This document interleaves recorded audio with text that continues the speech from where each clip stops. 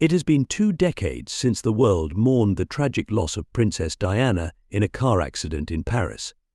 Despite the passage of time, the profound sense of grief still reverberates among those who held her dear. Among them is Colin Tebbett, Princess Diana's regular driver, who recently broke his silence in a poignant live television interview, marking his first public appearance since the fateful incident. In a heartfelt conversation with hosts Kate Garraway and Ben Shepard, Colin struggled to contain his emotions as he revisited the haunting memories of that tragic night. His revelations shed new light on the overwhelming anguish surrounding Diana's untimely death, painting a picture of profound sorrow and lingering guilt.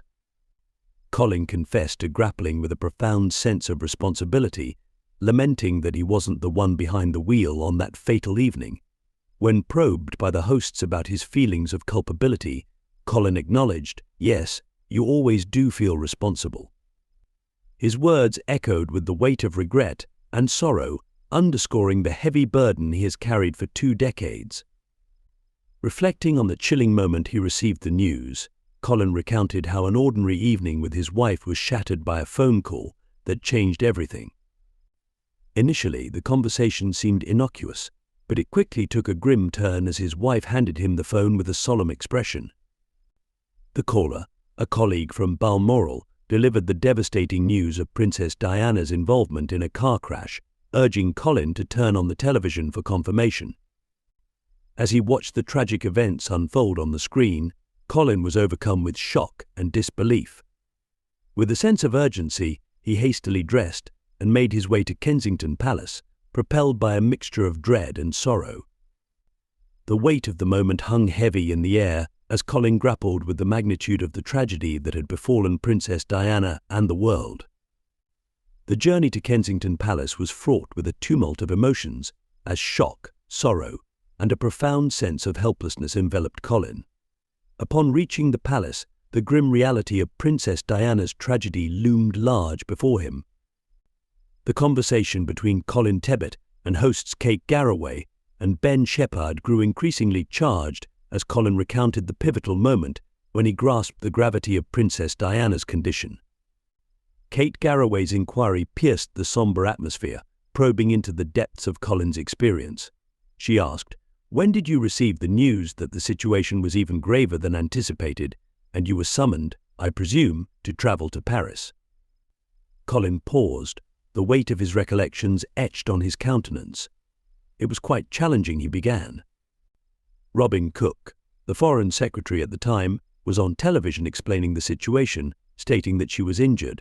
However, in reality, Michael, the private secretary, informed the 6 of us in the office that she had tragically passed away. The dissonance between the public announcement and the private revelation cast a pall of confusion and grief.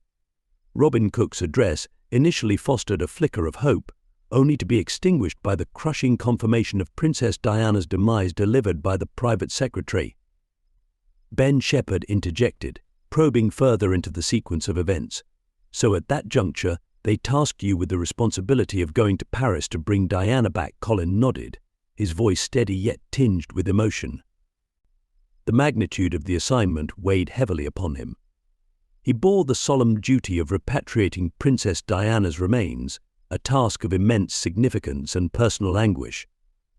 Kate Garraway broached the most poignant aspect of Colin's ordeal, delving into the heart-wrenching moments he encountered. "Colin, how did you navigate the profound difficulty of landing in Paris amidst the chaos surrounding Diana's passing, and then confronting the reality of her demise in a mortuary?" Colin paused, his emotions palpable. "It was incredibly challenging," he confessed.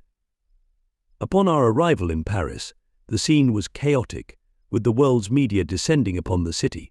Gripped by the news of her passing, the air was heavy with sorrow and disarray, exacerbating the already daunting task ahead." Colin's voice wavered slightly as he continued, "Walking into that room was one of the most difficult moments of my life." He recounted the surreal and heartbreaking sight of Princess Diana, whom he deeply respected and admired, lying motionless on a sterile table. It was a moment of profound finality, a stark reminder of the irreversible loss that had befallen them all. Colin's recounting of this moment revealed the profound personal grief he experienced. "It was my job to ensure she was brought back home with the dignity and respect she deserved," he said, his voice filled with a mixture of pride and sorrow. But it was also a moment of profound personal loss. Princess Diana was not just my employer, she was someone I cared deeply about. The pain of that moment is something that will stay with me forever. Colin Tebbett emotionally continued his heartbreaking story, detailing the challenges he faced in Paris in the aftermath of Princess Diana's death. "Yeah, so 24 hours was quite difficult," he began, the strain evident in his voice. "Getting to Paris was fine. Getting to the embassy was great, except I didn't speak French. My wife speaks it fluently, which helped." He recounted how his lack of French language skills initially posed a barrier, but he was fortunate to have the assistance of his wife. Additionally, he mentioned the crucial support from a familiar face. "I knew one of the military attaches, Brigadier Ritchie, who immediately came into the room. He used to work with Princess Anne, so I was taken in to help." Colin described the sequence of events upon his arrival in Paris, emphasizing the whirlwind of activities and the emotional weight he carried. "I went to the hotel, and then I went to the hospital and arrived at the hospital," he said. The hospital, where Princess Diana had been taken after the crash, was a focal point of international attention and profound sorrow. Lots of people were about, I think it was the first floor, and there were a lot of people, Colin recalled, painting a vivid picture of the scene. The hospital was teeming with individuals, medical staff, officials, and members of the public, all grappling with the shocking news. In a way, the world was in shock, grief, and disbelief. Colin's account underscored the global impact of Princess Diana's death. The hospital was not just a place of medical care, but had become a gathering point for collective mourning. The atmosphere was charged with an overwhelming sense of loss, as people from different walks of life converged, united in their grief. Reflecting on his role amidst this chaos, Colin expressed the profound difficulty of the situation. "It was incredibly challenging to navigate through such a sea of emotions and responsibilities," he admitted. The task of bringing Princess Diana's body back to England was not only a professional duty, but also a deeply personal mission, filled with sorrow and respect for someone he held in high regard. Kate Garraway boldly asked deeper questions about the critical situation at that time. "You had to hold things together, didn't you?" Colin Tebbett's response vividly brought back memories for everyone watching. "Yes," he began. "I mean, I was an ex-inspector, but I did say that perhaps people were expecting lords, ladies, and colonels in this particular instance. But we were dealt with by Sir Michael J. very, very well, and given everything that I needed." Colin elaborated on the practical steps he had to take, underscoring the importance of his actions in such an emotionally charged situation. "I had to sort of draw the curtains, turn on the fans, really practical things that in grief people hadn't thought of. It's very difficult and emotional to see a person lying in a bed and not in a mortuary." He described the scene in the room where Princess Diana's body lay, noting the intense heat and the lack of privacy. "When I was in the room, which was very, very hot, I looked out of the window and I could see people on a roof. Whether they knew where the princess was, I don't know, but that worried me."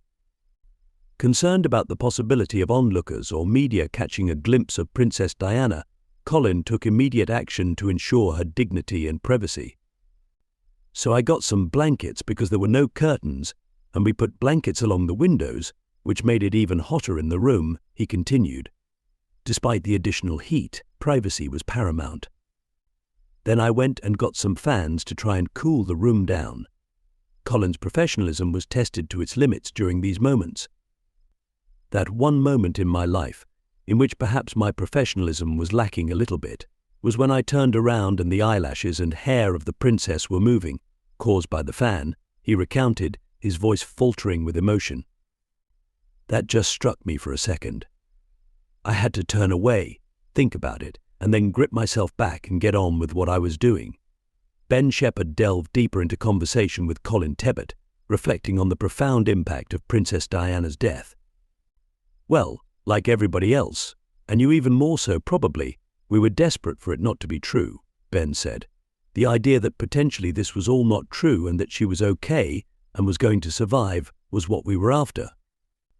Your relationship with her, I think, is fascinating. What was she like as a boss, and how close do you think you became? Colin took a moment before responding, carefully considering his words. There is a line, you don't cross that line. You speak to when you've spoken to, and it is still very correct. She was still very royal, he explained. This boundary maintained the professional respect and decorum appropriate for someone of her status. However, Colin also shared the more personal aspects of their relationship. Yes, we were often together in the car, and it would be like a conversation, he said, his face softening with fond memories. She had a tremendous sense of humor. This lighter side of Princess Diana revealed the warmth and humanity she brought to her interactions, even in everyday situations. Colin emphasized the harmonious nature of their relationship. Wherever we went, I never had a crossword in the 2 years. Not one crossword, he said, underscoring the mutual respect and understanding that characterized their interactions. This absence of conflict speaks volumes about her character and the positive working relationship they maintained. Ben Shepard continued probing the details of that fateful night, asking, "Do you think they went too fast?" The question hung in the air, laden with the weight of countless speculations and investigations over the years. Colin Tebbett interrupted, eager to address a topic that had been thoroughly examined. In the inquest that was sorted out, he began. The inquest had delved deeply into the circumstances surrounding the crash, seeking to unravel the truth amid widespread public interest and media scrutiny. Colin then shared his personal experience with the location, adding a layer of first-hand insight. "I've driven through the tunnel myself," he said, referring to the Pont de l'Elma tunnel in Paris, where the crash occurred. He described a phenomenon familiar to drivers navigating confined spaces. There are stations in the tunnel which, if you can be taken a little bit by, if you meet 2 trains in a station and one moves out, you think you're moving too fast where there's static. It's getting a little bit worrying. He explained that the visual perception within the tunnel could create a misleading sense of speed. So whatever happened, I went perhaps a little bit too fast and was taken away with the lady in the back. This comment underscored the potential for disorientation and misjudgment, especially under pressure or in unfamiliar conditions. In this stressful interview, Colin Tebbett also bravely shared the difficult situations that took place in the operating room. He remembered the story the Dr. Monsef Damon told. He said that Princess Diana was brought to Piti-Salpêtrière Hospital around 2 a.m. on August 31st, 1997. The paramedics had worked tirelessly at the scene to stabilize her following a cardiac arrest, but the severity of her injuries became apparent once she arrived at the hospital. Upon her arrival, Diana underwent a series of X-rays which revealed the extent of her injuries. She had very serious internal bleeding. This alarming discovery prompted immediate and intensive medical intervention. Dr. Damon, alongside a team of doctors, undertook several procedures in a desperate attempt to control and stabilize her condition. One of these procedures, performed by Damon himself, was crucial in their efforts to save her life. "I did this procedure to enable her to breathe," Damon explained to the Daily Mail. "Her heart couldn't function properly because it was lacking in blood." As the medical team worked frantically, Damon realized that the situation was even more dire than initially thought. He discovered that Diana's pericardium, the protective membrane around the heart, was torn, exacerbating her already critical condition. This tear meant that her heart was unable to function properly, compounding the challenges the doctors faced. At 2:30 a.m. on August 31st, 1997, the call was made to Professor Alain Pavey, renowned for his expertise in cardiac surgery. Recognizing the gravity of the situation, Professor Pavey promptly responded and arrived at Piti-Salpêtrière Hospital to join the medical efforts to save Princess Diana's life. Inside the operating room, a team of doctors, including Professor Pavey, worked feverishly to uncover the source of Princess Diana's profuse bleeding. It was a race against time, with every passing moment crucial in their efforts to stabilize her condition. Finally, they identified the devastating cause, a tear in her upper left pulmonary vein near the heart. This tear, as later described by the Independent in 2011, amounted to a hole torn in her heart. Dr. Monsef Damon vividly recalled the intensity of the situation, describing how Professor Pavey meticulously sutured the tear in a desperate bid to save Princess Diana's life. However, despite their best efforts, it soon became apparent that the damage was irreparable. As Princess Diana's heart struggled to maintain its rhythm, her condition rapidly deteriorated.